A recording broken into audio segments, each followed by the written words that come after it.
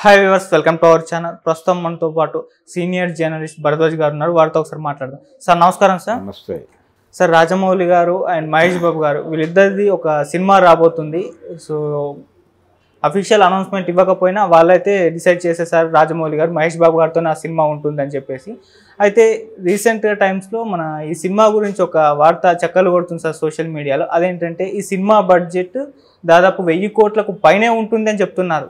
So first time మరి Indian సినిమాలో ఇంత బడ్జెట్తో ఈ సినిమా రూపొందడం అనేది, మరి ఇంత బడ్జెట్ అనేది రికవరీ చేస్తుందా? మరి సినిమా ఎప్పుడు స్టార్ట్ అయ్యే అవకాశం ఉంది? మరి స్టోరీ ఆ రేంజ్లో ఉంటుందా? ఏంటి సార్ మీ ఒపీనియన్ దీనిపైన? అంటే సినిమా బడ్జెట్ అనేది మార్కెటింగ్ మీద డిపెండ్ అయి ఉంటుంది. ప్రస్తుతం సినిమా పరిశ్రమ మార్కెట్ ఎకానమీలో నడుస్తోంది. ఓకే. ఇది ప్రాంతీయ గేట్లు ఉండేవి ఇంతకుముందు. అంటే తెలుగు సినిమాకి ఈ రేంజ్, అంటే తెలుగు ప్రాంతాల్లోనే తెలుగు సినిమా ఆడేది. ఓకే. తెలుగు సినిమా తెలుగు వాళ్ళు ఎక్కడుంటే అక్కడ ఆడేది ఒక దశలో, అంతవరకే. ఇది ఆ రేంజ్ దాటింది. ఓకే. ఆ రేంజ్ బద్దలు కొట్టేశారు, అయిపోయింది. బాహుబలితో జాతీయ మార్కెట్కి వెళ్ళాడు ఆయన. జాతీయ మార్కెట్కి వెళ్ళినప్పుడు ఈ మార్కెట్లో పెట్టే డబ్బులతో పెడితే కుదరదు కదా, బడ్జెట్ పెరగాల. అంటే క్వాలిటీ సినిమాతోనే మార్కెటింగ్ చేయగలుగుతారు. మార్కెట్ విస్తరణ చేయాలంటే క్వాలిటీ సినిమా కావాలి. క్వాలిటీ సినిమా కావాలంటే బడ్జెట్ పెట్టాలి. ఈ బడ్జెట్ రికవరీ ఎక్కడి నుంచి అవుతుంది? పెరిగిన మార్కెట్ నుంచే అవుతుంది. ఓకే. ఇది సూత్రం, ఇది వ్యాపార సూత్రం. దీన్ని పూర్తి స్థాయిలో అర్థం చేసుకుని అధ్యయనం చేసినటువంటి డైరెక్టర్లు పెద్ద సినిమాలు తీశారు. ఒకప్పుడు ఉప్పలపాటి విశ్వేశ్వరరావు గారని ఒక డైరెక్టరు ప్రొడ్యూసరు ఉండేవాడు. ఆయన ఎన్టీ రామారావుతో దేశోద్ధారకులు అని సినిమా తీశారు. ఓకే. ఎన్టీ రామారావు గారికి మొదటి సోషల్ కలర్ సినిమా అది. ఆ సినిమాకి ఆయన చాలా పెద్ద సెట్స్ వేశాడు. అలాగే కాస్ట్యూమ్ మొత్తం కూడా బాంబే నుంచి టైలర్స్ని తెప్పించి కుట్టించారు. కుట్టిస్తే అప్పుడు రామారావు గారు అడిగాడు విశ్వేశ్వరరావుని పిలిచి, ఎందుకంత ఖర్చు పెడుతున్నావు, నష్టపోతావు, జాగ్రత్త, మన మార్కెట్ ఎంత, మన పరిస్థితి ఎంత అని. ఓకే. అప్పుడు ఆయన చెప్పాడు, అలా కాదండి, కొత్త ఏరియాలకు ఎక్స్పాండ్ అవుతున్నాం, అంటే తెలుగు వాళ్ళు ఎక్కడుంటే అక్కడ సినిమా వేస్తున్నాం కాబట్టి దానికి సంబంధించి పెట్టుబడి అలా రేంజ్లో పెడుతున్నాం, ఓకే, అందుకని మీరు ఆ ఏరియాలోకి రావద్దు అని చెప్పాడు ఆయన. సరే చూద్దామని ఈయన చూశాడు. నిజంగానే ఆ సినిమా పెద్ద హిట్ అయ్యి విపరీతంగా డబ్బులు వచ్చినాయి అన్ని చోట్ల నుంచి. ఓకే. సో అదే పద్ధతి రాజమౌళి కూడా ఆలోచించాడు. ఆలోచించి మనం క్వాలిటీ సినిమా తీయాలంటే డబ్బులు కావాలి, డబ్బులు కావాలంటే మార్కెట్ పెరగాలి, మార్కెట్ పెరగాలంటే ఏం చేయాలి అని ఆయన మొదట ట్రయల్, అంటే తన మీద ఇండస్ట్రీకి నమ్మకం కలగటానికి మగధీర అనే సినిమా తీశాడు. అంటే ఇంత పెద్ద సబ్జెక్ట్ కూడా హ్యాండిల్ చేయగలడు తను అనే కాన్ఫిడెన్స్ ఇండస్ట్రీకి ఇవ్వటం కోసం మగధీర చేశాడు. ఓకే. అది సక్సెస్ అయింది. సో ఇతను హ్యాండిల్ చేయగలడు అనే కాన్ఫిడెన్స్ వచ్చిన తర్వాత ఆ కాన్ఫిడెన్స్ మీద బాహుబలికి వెళ్ళాడు. బాహుబలి మొత్తం ఇండియన్ మార్కెట్ని టార్గెట్ చేశాడు ఆయన. ఇండియన్ మార్కెట్ని టార్గెట్ చేస్తూ ఆయన ఎంపిక చేసుకున్న సబ్జెక్ట్ ఏమిటి? ఫోక్లోర్ సబ్జెక్ట్ అనుకున్నాడు, జానపద కథ. ఓకే. ఆ జానపద కథకి ఒక పునాది ఉంది. అది జయసింహ అని పాత రోజుల్లో ఎన్టీ రామారావు గారు చేసిన సినిమా, ఎన్ఏటి బ్యానర్లో 3వ సినిమా అది. ఓకే. ఆ సినిమా కథ కొంచెం డెవలప్ చేసి దానికి కొత్త సొగసులు అద్ది బాహుబలి అనే టైటిల్తో సినిమా తీశారు. అందులో వాడిన పేర్లు బౌద్ధ వాంగ్మయం నుంచి అక్కడి నుంచి తీసుకున్నారు. తీసుకోవడంతో దానికి జాతీయ స్థాయి గుర్తింపు దొరికింది. ఓకే. ఇదంతా కూడా మార్కెట్ వ్యూహమే. ఈ మార్కెట్ వ్యూహం ఫలించిన తర్వాత ఆయన RRR సినిమాకి వెళ్ళాడు. RRR సినిమాలో చాలా స్పష్టంగా ఆయన ఆంధ్ర మార్కెట్ కోసం అల్లూరి సీతారామరాజుని, తెలంగాణ మార్కెట్ కోసం కుమరం భీమ్ని తీసుకుని వాళ్ళిద్దరిని రామాంజనేయులుగా మార్చి జాతీయ మార్కెట్ని కొల్లగొట్టాడు. అవును. 1200 కోట్లు కలెక్ట్ చేసింది ఆ సినిమా. ఈ 1200 కోట్లు కలెక్ట్ చేయటం, అదేమో 1500 కోట్లు రెండో పార్ట్ బాహుబలి. అవును. ఇప్పటికీ అది అన్బీటబుల్ రికార్డుగా ఉంది. అలా ఎవరు ఆ ఏరియాకి వెళ్ళాల. సో ఇతను ఇప్పుడు కొత్త పద్ధతిలో వెళ్తున్నాడు. అంటే జాతీయ మార్కెట్టు, జనం సెంటిమెంట్లు వీటన్నిటిని దృష్టిలో పెట్టుకుని కథలు తయారు చేస్తున్నారు. ఇప్పుడు ఆయన వరల్డ్ మార్కెట్కి వెళ్ళాలనే వ్యూహంతో ఉన్నాడు. ఓకే. బిహేవియర్ ఏమిటి, ఎక్కడ పుట్టాడు, ఏం తింటాడు, వాడి ఆహారపు అలవాట్లు ఏంటి దగ్గర నుంచి ఇంత డీటెయిలింగ్ వర్క్ చేయాలి కాబట్టి టైం తీసుకుంటుంది అది. ఓకే. ఇది అయితే తప్ప వాళ్ళు అధికారికంగా ప్రకటించరు. అది జరుగుతోంది. అది ప్రారంభం అయిన తర్వాత, ఆ సినిమా ఓకే అన్న తర్వాత ప్రారంభమైన సినిమానే గుంటూరు కారం. అవును. అంటే అది రిలీజ్ అవ్వడానికి టైం పడుతుంది కాబట్టి ఈ లోపల ఒక సినిమా చేద్దామని చేశారు. ఈ సినిమా అయిపోయింది, రిలీజ్ అయిపోతుంది, ఇంకా అది మొదలలేదు, ఇంకా ఇప్పటికీ స్క్రిప్ట్ వర్క్ జరుగుతోంది. అవును. సో అది కంప్లీట్ అయ్యి షూటింగ్ మొదలయ్యే వరకు మహేష్ బాబుకి పని ఏం లేదు అక్కడ. ఓకే.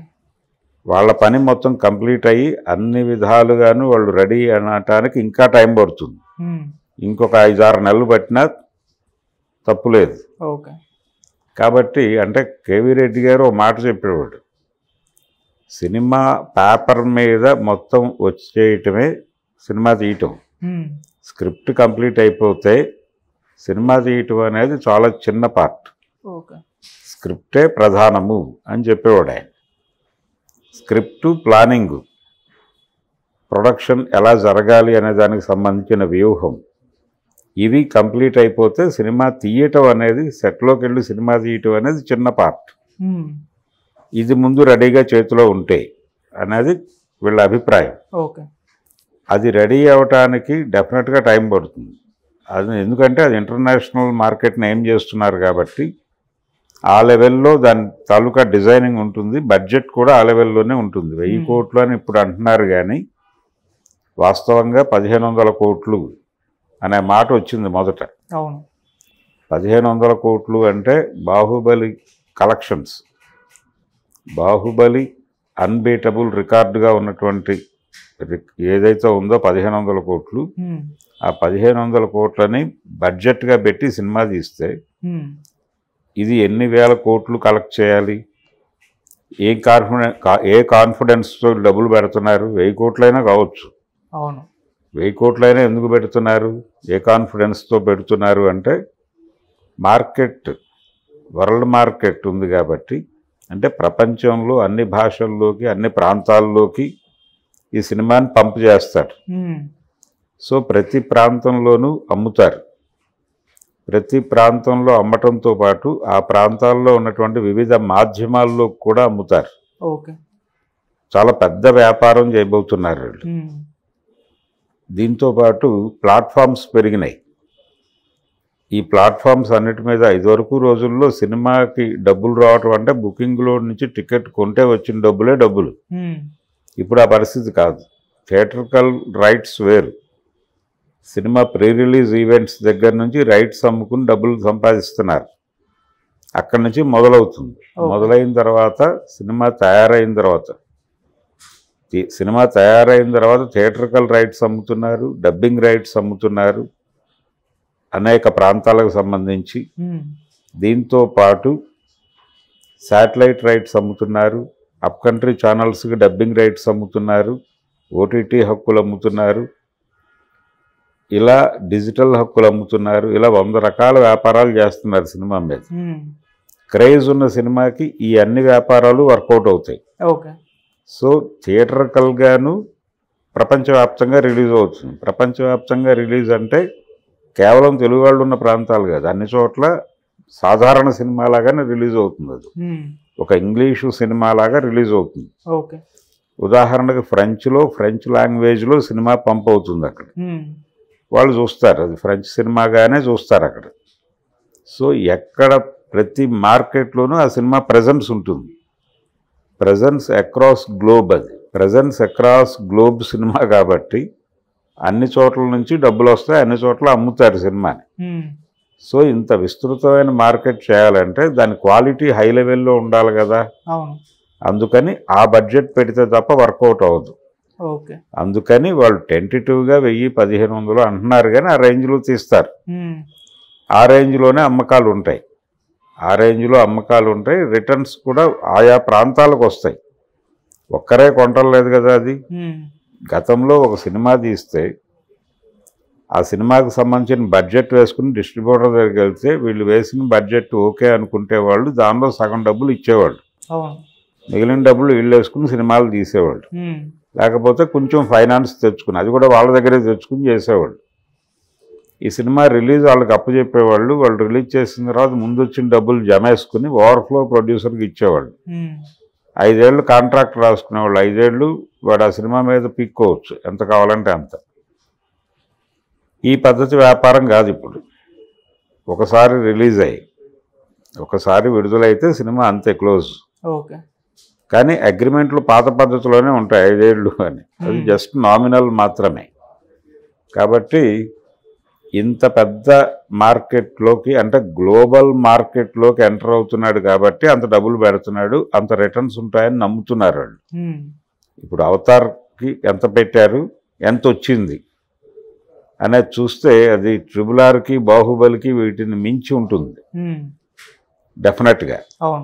సో అది వీళ్ళు ఆశిస్తున్నారు. దానికోసం ఈ తాపత్రయం, ఈ బడ్జెట్లు.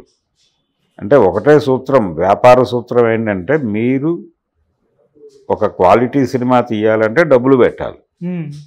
డబ్బులు పెట్టకపోతే క్వాలిటీ సినిమా రాదు.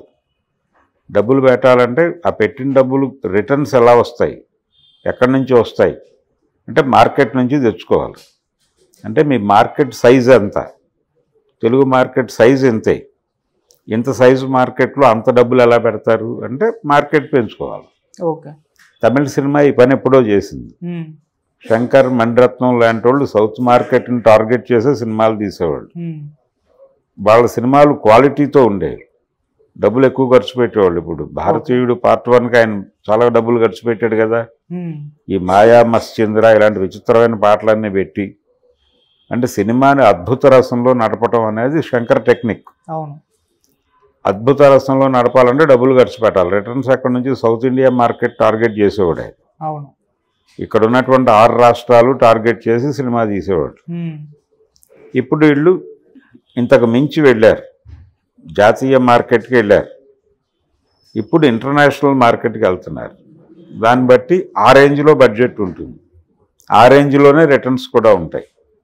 కాబట్టి అక్కడ సక్సెస్ కొట్టిన తర్వాత హాలీవుడ్లో సినిమా చేయాలనేది ప్రోగ్రామ్ రాజమౌళిది. ఇది అయిపోయిన తర్వాత దీని ద్వారా ప్రపంచ మార్కెట్కి ఎక్స్ప్లోర్ అయిపోయి ఆ తర్వాత హాలీవుడ్ సినిమా చేయాలనేది ఫైనల్ ప్రోగ్రామ్. ఆ తర్వాత మహాభారతం తీస్తాడా, లేదు మహాభారతం ఎక్కడ తీస్తాడా హాలీవుడ్ కంపెనీకి, ఇవన్నీ తర్వాత చర్చలు.